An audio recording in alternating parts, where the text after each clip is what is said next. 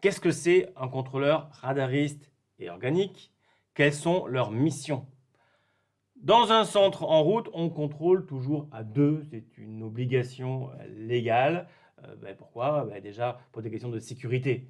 C'est-à-dire que s'il y a à un moment donné une erreur, quelque chose qui nous échappe, qui n'est pas vu par un contrôleur aérien, eh bien, il y a une boucle de rattrapage à contrôler à deux. C'est-à-dire que le deuxième contrôleur aérien peut voir quelque chose qui aurait échappé au premier contrôleur aérien. Mais une fois qu'on a dit ça, ça ne veut pas dire que les deux contrôleurs aériens font la même chose, qu'ils se répartissent le travail de la même manière. En réalité, il y a des tâches qui sont dévolues au radariste et d'autres à l'organique. En anglais, un radariste, on appelle ça un executive controller. Alors qu'un organique, on appelle ça un planning controller. Et ça veut bien dire ce que ça veut dire. C'est-à-dire que l'exécutif, son rôle, ça va être de parler aux avions, de donner les clearances. Vous voyez, il y a un micro là. C'est le seul qui parle aux avions, le radariste. C'est également celui qui a la visu principale. Vous voyez que chaque contrôleur a devant lui une visu.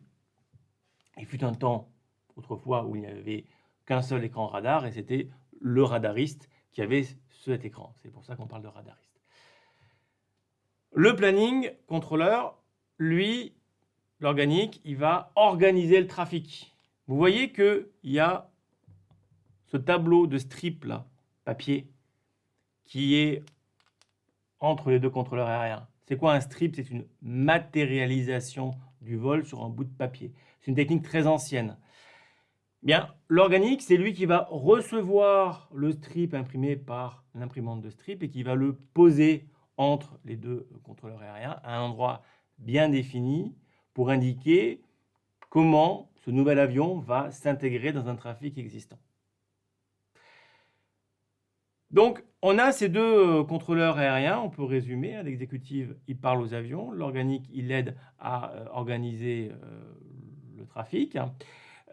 Évidemment, les méthodes sont en train de changer puisque on va abandonner le stripping papier en ce moment pour passer à du stripping électronique. Mais si on change d'outil derrière ça, eh bien, on va également changer de méthode de travail, on va également changer de répartition des tâches entre les deux contrôleurs aériens.